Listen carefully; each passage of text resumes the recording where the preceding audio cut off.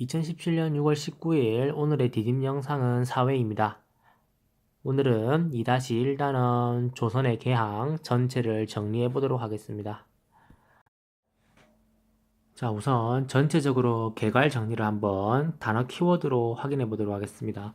먼저 우리는 흥선대원군의 업적에 대해서 알아볼 겁니다. 그래서 흥선대원군이 잘한 점, 그리고 잘못한 점들을 알아볼 거고, 두 번째는 서양 세력들의 침입에 대해서 알아볼 겁니다. 대표적인 두 침입으로 프랑스의 병인양요와 미국의 신미양요를 알아볼 거고, 그리고 그 이후에 이제 일본의 운요 사건으로 인해서 맺어진 강화도 조약, 불평등이자 근대적 조약인 강화도 조약을 알아볼 거고, 그 다음에 99인들의 반란인 이모군란, 그리고 개화파들의 정변인 갑신정변, 그리고 그 이후에 생겨난 통학 농민운동까지 크게 우리가 6가지를 중심으로 한번 자세히 알아보도록 하겠습니다. 자, 먼저 고종의 아버지인 흥선대원군의 업적을 우리가 보도록 하겠습니다.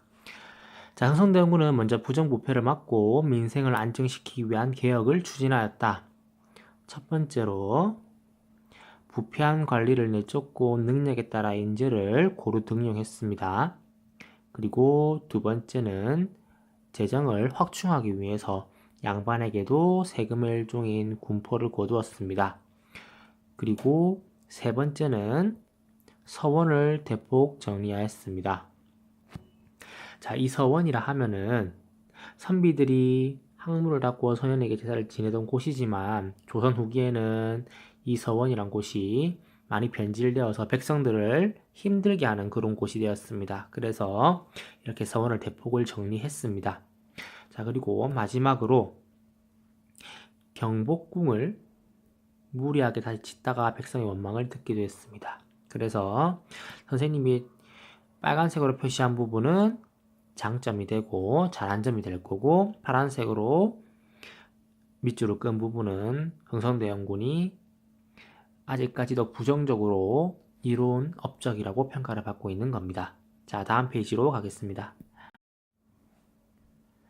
자, 프랑스는 조선이 프랑스 선교사를 비롯한 천주교도를 처형한 사건을 구실로 강화도를 침략을 합니다. 이것이 바로 1866년에 일어난 병인양요입니다.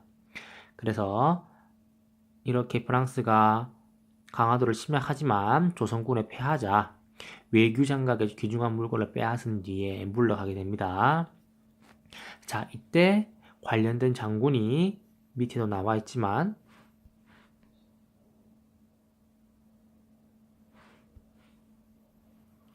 자, 양헌수가 이끄는 조선군은 프랑스에게 승리를 거둔 곳이 바로 강화살림성.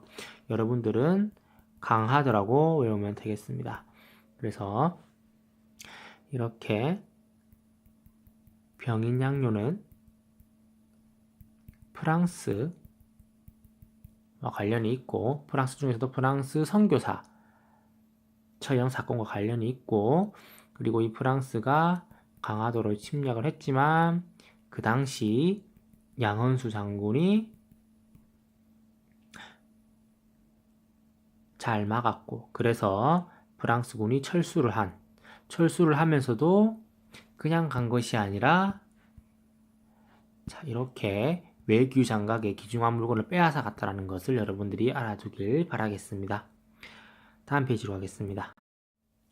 이번에는 미국입니다. 미국 상선이 통상을 요구하는 일이 있었습니다.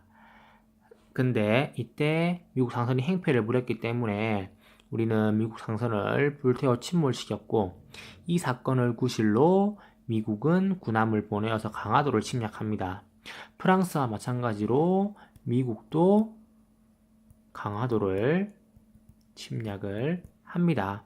이것이 바로 신미양요가 되겠습니다. 그래서 우리가 미국의 위협에 굴복하지 않았기 때문에 미국은 스스로 물러가게 됩니다. 신미양요입니다.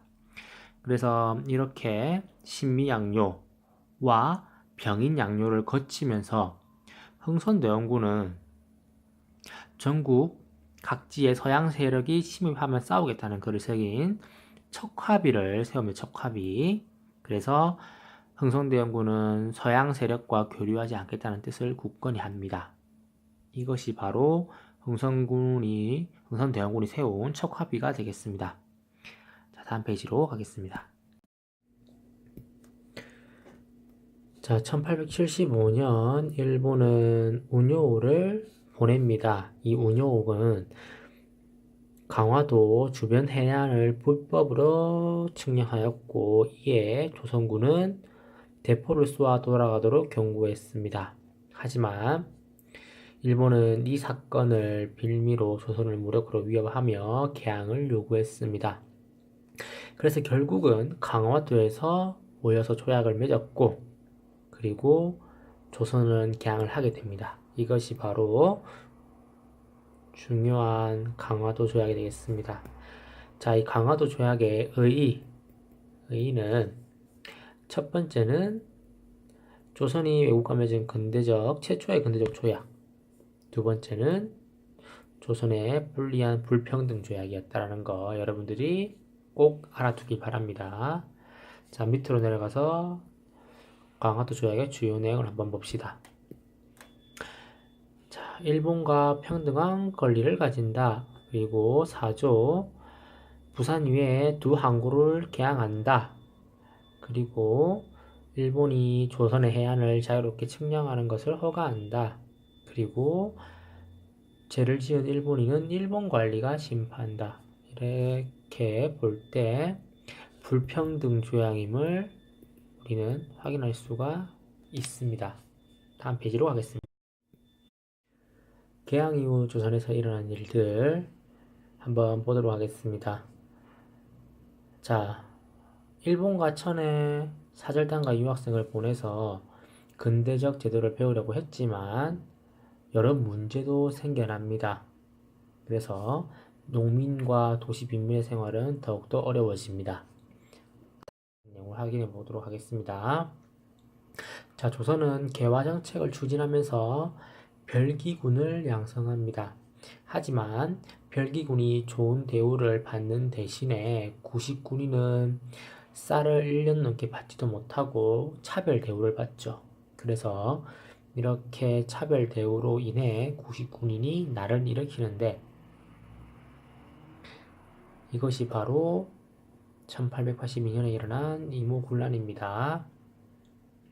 자, 그래서 이렇게 이모군란이 일어나서 구식군인은 관청을 습격하고 일본 공사관과 관리를 공격을 하고, 하지만 청에 군대가 개입을 하면서 이모군란은 막을 내립니다. 자, 이를 계기로 청은 조선의 정치에 간섭하기 시작합니다. 다음 페이지로 넘어가도록 하겠습니다. 자, 이렇게 이모군란으로 인해서 청의 간섭이 심해지자 급진 개합하는 빠른 근대화가 힘들어졌습니다. 그래서 우정총국 개국 축하잔치에서, 우정총국은 오늘날의 우체국입니다. 우체국 개국 축하잔치에서 정변을 일으켰는데, 이것이 바로 1884년 갑신정변입니다. 그래서 이 급진개합파가 일으킨 갑신정변, 청을 몰아내고 새로운 조선을 만들고자 했습니다. 그래서 청에 대한 조공을 폐지하고 신분제도 폐지, 이런 것들을 주장을 했습니다. 하지만 너무 빨리 급하게 추진을 했기 때문에 청군의 반격을 받게 되고 일본도 약속을 저버리게 됩니다. 그래서 3일 만에 끝나게 되는 3일 천하가 됩니다. 자, 이렇게 갑신정변의 실패로 청의 간섭은 더욱더 심해지게 됩니다. 자, 밑에 보면은 갑신정변의 주역들이라 해서 박영후, 서광범, 서재필, 김옥균이 나옵니다. 자, 다음 페이지로 가겠습니다. 자, 백성들도 살기가 어려워집니다. 그래서 전라도 지방에서 농민에 대한 수탈이 더욱 심해져서 전봉준을 비롯한 농민들은 봉기를 하게 되는데 이것이 바로 동학농민운동입니다. 1894년 동학농민운동 전봉준 기억하기 바랍니다. 자, 그래서 이렇게 농민이 봉기하니까 조선 조정은 청에게 도움을 요청하고 일본 또한 군대를 조선에 보냅니다. 그러자 동학농민군은 외세 개입을 막기 위해서 조정과 화약을 하고 해산합니다. 그리고 동시에 청과 일본에게 너네도 너네 나라로 가라 라고 말을 하지만 그렇지만 일본은 이를 거부하고 청을 공격해서 전쟁을 벌이는데 이것이 바로 청일전쟁입니다. 여기에서 일본이 승리를 하자 일본은 더욱더 정치에 간섭을 하고 이로 인해서 동학농민군은 다시 한 번 더 봉기하게 됩니다. 일본군을 밀어내기 위해서. 하지만 일본군과 전투를 벌였으나 결국 패하고 말았고 이 이후에 더욱더 일의 간섭이 심해집니다. 자, 이렇게 우리가 한번 내용을 요약을 해봤습니다. 자, 이상으로 거꾸로 수업을 마치겠습니다.